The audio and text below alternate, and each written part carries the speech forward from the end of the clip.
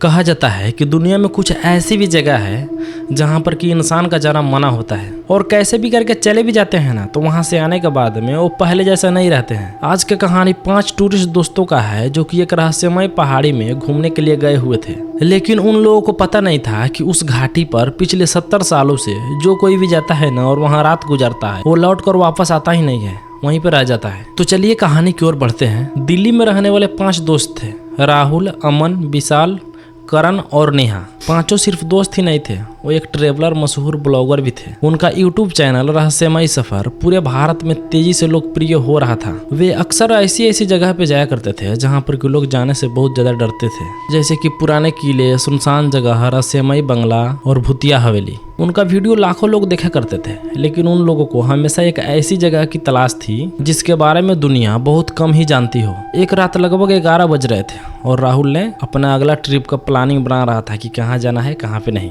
तभी उसके email inbox में एक नया मैसेज आया। भेजने वाले का नाम नहीं था, कोई प्रोफाइल फोटो नहीं था और कोई जानकारी भी नहीं था, सिर्फ एक अजीब सा ईमेल था। राहुल ने उसे खोला और स्क्रीन पर एक अजीब टाइप से लिखा हुआ था, अगर दुनिया का सबसे डरावनी लोकेशन देखना है तो तुम काली घाटी जाओ, और उसके नीचे उसके लोकेशन का भी लिंक डाल दिया था। बस इतना ही लिखकर, ना कोई नाम और ना कोई चेतावनी, इतना ही लिखा था उस पर। राहुल कुछ सेकेंड तक उस मैसेज को देखता रहा और घूरता रहा, लेकिन तभी क्या करता है कि उसका स्क्रीनशॉट मार लेता है और अपनी फ्रेंडशिप ग्रुप में डाल देता है, सारे दोस्तों के पास भेज देता है। सारे दोस्त वीडियो कॉल पर आए और बोले कि अरे यार किसी ने फ्रैंक किया होगा। अमन हंसते हुए बोला, लेकिन अगर ये सच हुआ तो? विशाल ने उत्साहित होकर कहा, और नेहा ने तुरंत उस जगह को इंटरनेट पर खोजने का कोशिश भी किया। लेकिन इसमें आश्चर्य की बात यह थी कि पूरा इंटरनेट पर काली घाटी के बारे में कुछ भी जानकारी नहीं था, ना कोई ब्लॉग, ना कोई फोटो, ना कोई वीडियो। यहाँ तक कि गूगल मैप पर भी वो जगह बहुत ही मुश्किल से दिखाई दे रही थी। जितना वो खोजते गए उतना ही रहस्य गहरा हो गया। और फिर अचानक से करण को एक प्रोफाइल मिला और उस पर ना एक ही पोस्ट डाला हुआ था, और वो भी 12 साल पहले।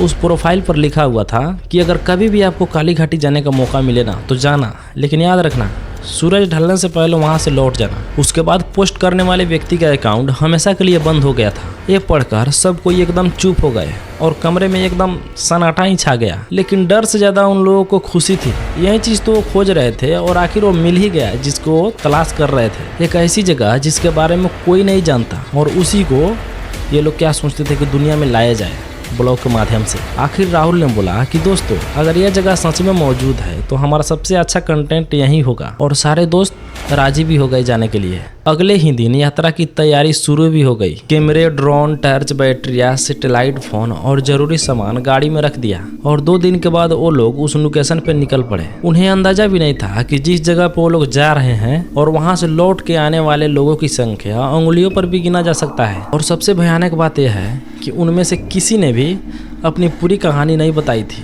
क्योंकि जो कुछ भी काली घाटी में इन लोगों का इंतजार कर रहा था ना, वो इंसान को एकदम समझने से परे था। सुबह का मौसम था और सड़क पर गाड़ियों का आवाज भी सामान्य थी। राहुल गाड़ी चला रहा था और अमन लगातार अपने कैमरे में ब्लॉग वीडियो रिकॉर्डिंग कर रहा था। दोस्तों, आज हम लोग जा रहे हैं ऐसी जगह पे जिस जगह की जानकारी इंटरनेट पर लगभग ना के बराबर है। अमन कैमरे में ऐसा वीडियो बनाते हुए रिकॉर्डिंग कर रहा था। पीछे बैठा विशाल और करण हंस रहे थे और नेहा बार बार उस लोकेशन को अपने लैपटॉप में देख रही थी। शुरुआत में तो सब कुछ सामान्य लग रहा था, लेकिन जैसे जैसे वो लोग आगे बढ़ते गए आसपास की माहौल एकदम बदलने लगा। शहर भी पीछे छूट गए, गांव भी धीरे धीरे खत्म हो गए, और रोड के इधर और इधर एकदम सन्नाटा जंगल था जहां पर कि एक भी इंसान नहीं था। मोबाइल का नेटवर्क अचानक से गायब हो गया और रेडियो में सिर्फ घरघराहट सुनाई दे रही थी। और करीब 4 घंटे के बाद उन लोगों को एहसास हुआ कि पिछले 1 घंटे से उन लोगों ने एक भी इंसान को सड़क पर नहीं देखा था, ना ही एक भी गाड़ी को देखा था। सिर्फ अकेले ही जा रहा था, सिर्फ उनकी गाड़ी और चारों ओर फैला हुआ सन्नाटा।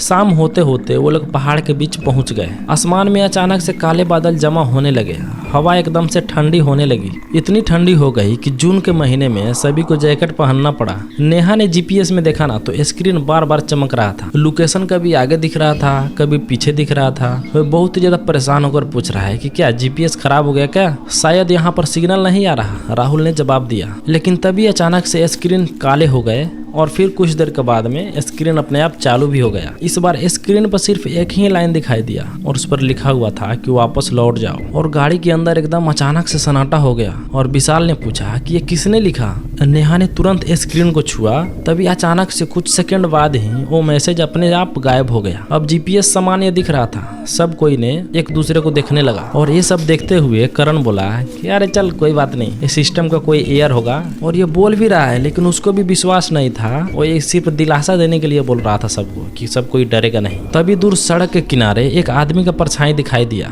और ये देखने के बाद में राहुल क्या करता है कि गाड़ी का स्पीड कम कर देता है। जैसे जैसे वो लोग पास पहुंचे ना, तो वो आकृति एकदम साफ दिखाई देने लगा। वह एक बूढ़ा आदमी था जो कि सफेद दाढ़ी, फटा हुआ कपड़े और हाथ में लाठी लिया हुआ था। लेकिन उसकी आंखें, आप लोगों को पता है कि उसकी आंखें एकदम सामान्य नहीं था, वे अंधेरे में अजीब तरह के चमक रही थी। राहुल ने यह सब देखने के बाद में अचानक से गाड़ी रोक दिया, खिड़की नीचे कर दिया और पूछा कि बाबा काली घाटी का रास्ता यही है। बूढ़ा आदमी ये सब सुनने के बाद में एकदम चुप रहा। वो कुछ देर के लिए गाड़ी में बैठे चारों दोस्त को घूर घूर कर देख रहा था। ऐसा लग रहा था कि वो उनके चेहरे को नहीं, उन चारों के भविष्य को देख रहे हैं। और फिर उसने धीमी आवाज में बोला कि रास्ता तो यही है। और फिर अपने हाथ से ऐसे बताता है कि इस तरफ काली घाटी है। और फिर बोला कि लेकिन वहां से लौटने का कोई रास्ता नहीं जानता है। लेकिन ये सब सुनने के बाद ना गाड़ी में बैठे चारों दोस्त हंसने लगे। और अमन क्या करता है कि कैमरा ऑन करता है और बोलता है कि हेलो दोस्तों, लगता है कि हम लोग का भूतिया संकेत पहले ही मिल चुका है। लेकिन वो बूढ़ा आदमी थोड़ा भी नहीं हंसा, उसके चेहरे एकदम वैसा ही था, वही भाव था, ठंडी और डरावनी। लेकिन कुछ पल बाद वो धीरे धीरे बोले कि सूरज ढलने के बाद वहाँ पर आवाज सुनाई देती है। तो नेहा बोली कैसी आवाज? और बूढ़ा ने उसकी तरफ देखा और बोला कि उसकी, जो कि कभी लौट के आए ही नहीं। और इतना ही कहने के बाद में हवा का बहुत तेज झोंका चला, पेड़ की शाखाएं जोर जोर से हिलने लगी और अचानक से आसपास का तापमान गिर गया। और ये सब देखते ही राहुल के हाथ में सिहरन दौड़ पड़ी। लेकिन इससे पहले वो लोग कुछ पूछ पाते, वो बूढ़े आदमी अपना कदम पीछे बढ़ाया और बोला अगर रात को कोई तुम लोगों का आवाज लेकर बुलाए। और ये सब बोल भी रहा है और उसका आवाज ना पहले से बहुत धीमी हो गई थी, तो कभी जवाब मत देना। और ये बात सुनने के बाद ना अमन का हंसी भी गायब हो गया। और कुछ देर के लिए कोई भी कुछ नहीं बोला, सब कोई एकदम ऐसे ताकने लगा। और फिर राहुल ने गाड़ी स्टार्ट किया और बोला ठीक है बाबा धन्यवाद, और गाड़ी को आगे बढ़ाया। लेकिन नेहा ने पीछे मुड़कर खिड़की से देखा ना, तो उसका चेहरा एकदम पीले पड़ गए, बहुत ज्यादा डर गई हो और बोली राहुल गाड़ी रोको। राहुल बोला क्या हुआ? और नेहा बोलती है अरे वो बूढ़ा आदमी। फिर राहुल बोला क्या? नेहा बोल रही है कि बूढ़ा आदमी तो है ही नहीं, वो गायब हो गया। और चारों तुरंत पीछे मुड़कर देखे ना, तो सड़क खाली था और जंगल एकदम सन्नाटा दिख रहा था। ना कोई आदमी, ना कोई पद चिन्ह और ना ही लाठी। ऐसा लग रहा था कि वहां पर कोई था ही नहीं। और गाड़ी के अंदर एकदम सन्नाटा छा गया और सभी को अपने धड़कने ऐसे ऐसे धड़कने की सुनाई देने लगी। और उन लोगों को बिल्कुल भी अंदाजा नहीं था कि असली डर तो शुरू होने वाली है। सूरज धीरे धीरे आसमान में छिपने लगा और आसमान का रंग भी धीरे धीरे नारंगी से लाल और फिर गहरे बैगनी में बदल गया था। और राहुल का गाड़ी धीरे धीरे कच्ची रोड की ओर बढ़ रही थी और जीपीएस तो काम करना बंद ही कर दिया था। और स्क्रीन पर बार बार एक मैसेज चमक रहा था कि सिग्नल उपलब्ध नहीं है। लेकिन लोकेशन के अनुसार वे अपनी मंजिल के बहुत करीब थे। और कुछ मिनट बाद घने जंगल एकदम खत्म हो गए और उनके सामने एक विशाल घाटी फैली हुई थी। चारों तरफ ऊंचे ऊंचे पहाड़ थे और बीच में धुंध और मोटी परत तैर रही थी। और उसी धुंध के बीच दिखाई दिया एक गांव। राहुल ने गाड़ी रोक दिया और चारों एकदम गांव की तरफ चुपचाप देखने लगे। ना जाने क्यों उस गांव को देखने के बाद में इन चारों आदमी के दिल के अंदर एक अलग ही बेचैनी पैदा हो गई। और अमन पूछ रहा है कि क्या ये वही काली घाटी है? लेकिन इस प्रश्न का ना किसी के पास जवाब नहीं था। गाँव इतना सुनसान था ना कि दूर से ही सबके मन में डर पैदा हो गया था और देखने में डर भी बहुत ज्यादा लग रहा था। लेकिन फिर भी वो कैमरा अपना उठाया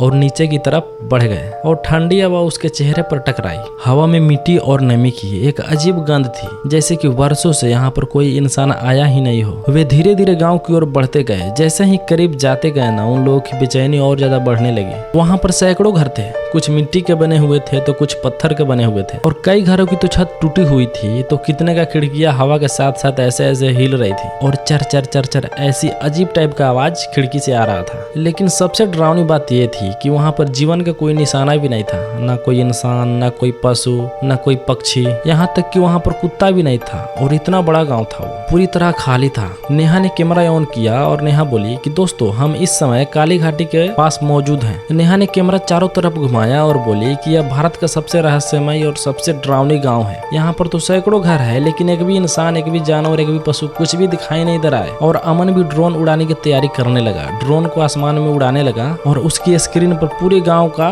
सीन दिखाई देने लगा। कुछ समय तो वह एकदम सामान्य था, फिर अचानक से अमन का चेहरा बदल गया और अमन बोलता है कि रुको। तो फिर राहुल बोला क्या हुआ? तो अमन स्क्रीन को घूर रहा था और बोल रहा है कि ये कौन है? और ये सुनने के बाद में सभी उसकी तरफ दौड़े। ड्रोन के लाइव स्क्रीन पर गाँव के एक छत पर दिखाई दे रही थी और वहाँ पर एक सफेद आकृति खड़ी थी, लंबे बाल, सफेद कपड़े और उसका चेहरा एकदम कैमरे की तरफ। कुछ सेकंड के लिए तो सब कोई एकदम शॉर्ट रह गए ये सब देखने के बाद में। और फिर करण बोलता है कि अरे कोई बात नहीं, ये कोई महिला होगी। और इतना ही बोला ना कि तभी अचानक से वह आकृति गायब हो गई, जैसे कि किसी ने उसे वीडियो से मिटा दिया हो। और ये सब देखने के बाद में ना अमन बहुत ज्यादा डर गया, क्योंकि अमन ड्रोन को उसी जगह पे रिकॉर्डिंग कर रहा था, लेकिन सारी जगह का तो रिकॉर्ड हो रहा था, लेकिन वो जो आकृति दिखाई दे रही थी ना वो अचानक से गायब हो गई थी। और ये सब देखने के बाद में नेहा क्या करती है कि उसी समय अपना कैमरा चेक करने लगती है।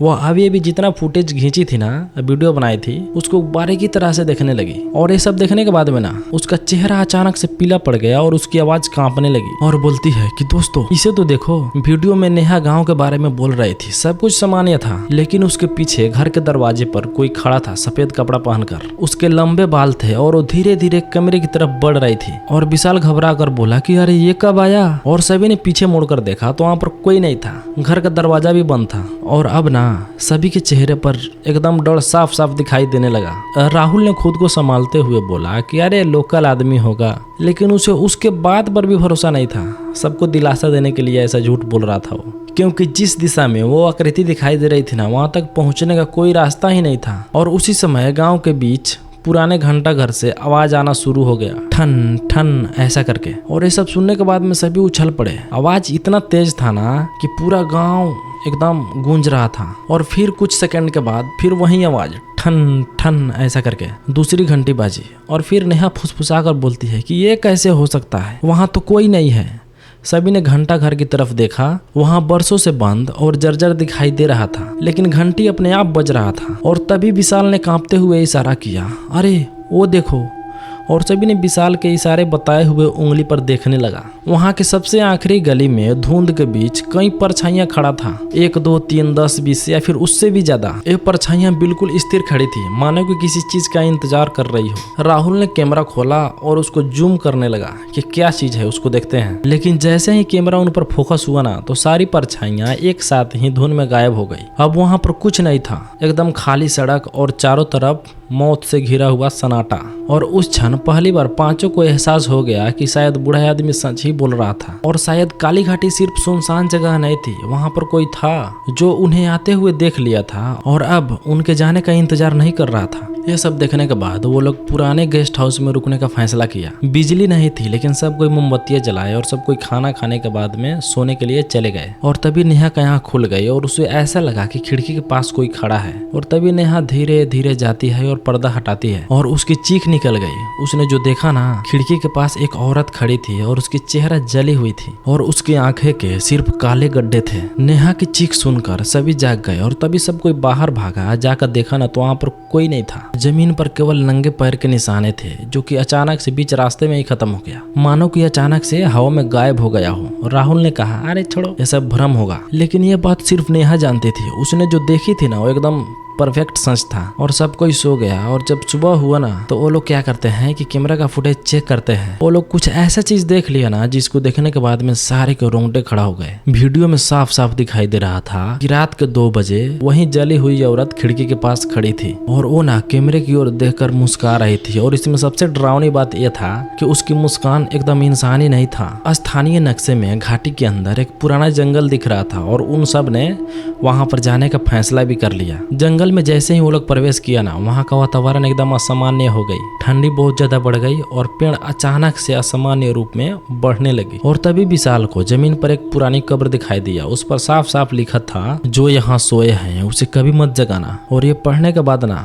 उसी क्षण वहां पर फुसफुसाने की आवाज आने लगी। और ये सब करते करते रात हो गए और करीब 3 बजे ना विशाल अचानक से गायब हो गया। और सब लोग उसे घबरा कर ढूंढने लगे, लेकिन कुछ देर बाद में वो मिल भी गया। लेकिन उसका हालत देखकर सब कोई चीख पड़े। वो ना पेड़ पर उल्टा लटका हुआ था, उसकी आंखें खुली थी और चेहरे पर भयानक डर जमे हुए थे और वो ना मर चुका था। और वहां से वो लोग गुजरते हैं ना तो गाँव में एक पुराना मंदिर मिला और मंदिर के पास उन लोगों को एक डायरी भी मिला। डायरी 1954 की थी। उसमें साफ साफ लिखा था कि यह घाटी चुड़ैल की नहीं, हजारों आत्माओं की कैद है। 70 साल पहले यहाँ पर एक नरसंहार हुआ था, जहाँ पर कि पूरे गांव वाले को जिंदे जला दिए गए और मरते समय सारे लोग बदला लेने का कसम खाई थी। और ये सब पढ़ने के बाद में वो लोग बहुत ज्यादा डर जाते हैं और वहाँ से चलने लगते हैं। और अब ना 4 दोस्त ही बचे थे, एक तो मर गया था। हर रात कोई न कोई साया दिखाई देता, दीवारों पर खून जैसा निशान भी बन जाते। कभी किसी बच्चे की हंसने की आवाज सुनाई देती तो कभी किसी औरत का रोने की आवाज सुनाई देती, लेकिन पास में कोई होता ही नहीं। काली घाटी के अंदर एक बहुत ही पुराना कुआं मिला और उसके अंदर से किसी की चिल्लाने की आवाज आ रही थी, हमारे पास नीचे आओ। और ये सुनने के बाद ना अमन क्या करता है कि अपना टर्च लेता है और उसको कुआं के अंदर बारने लगता है। उसे लगा कि कोई नीचे खड़ा होगा, लेकिन जैसे ही टर्च ऑन किया ना उसको कुएं के अंदर हजारों सैकड़ों चेहरे दिखाई देने लगे और सब कोई ऊपर की ओर ताक रहा था और हंस रहा था। और ये सब देखने के बाद में अमन क्या करता है कि अजीब अजीब हरकतें करने लगता है। ऐसा लग रहा था कि अमन का आंख खुली की खुली हो और उसे किसी ने मोहित कर लिया हो। और फिर लास्ट में अमन कुएं के अंदर कूद जाता है और उसे सब कोई मना करते रहते हैं, लेकिन वो मानता ही नहीं है, कूद जाता है। और कूदने के बाद ना कुएं में गिरने का आवाज भी नहीं आता है। ऐसा लग रहा था कि कुआं का कोई अंत ही नहीं है। लेकिन दोस्तों ये कहानी ना बहुत ज्यादा बड़ा हो जाएगा, इसीलिए इस कहानी का मैं पार्ट 2 भी बना दूंगा, तो आप लोग इंतजार कीजिए। कुछ दिनों में ही मैं इस कहानी का दूसरा पार्ट भी डाल दूंगा। तो अगर ये वीडियो आप लोग को अच्छा लगा हो, कहानी अच्छा लगा हो, तो हमारे चैनल को सब्सक्राइब कीजिए और कमेंट जरूर कीजिएगा कि आप लोगों को कैसा कहानी चाहिए, कैसा नहीं। चलिए दोस्तों, लव यू ऑल, मिलते हैं अगले वीडियो में।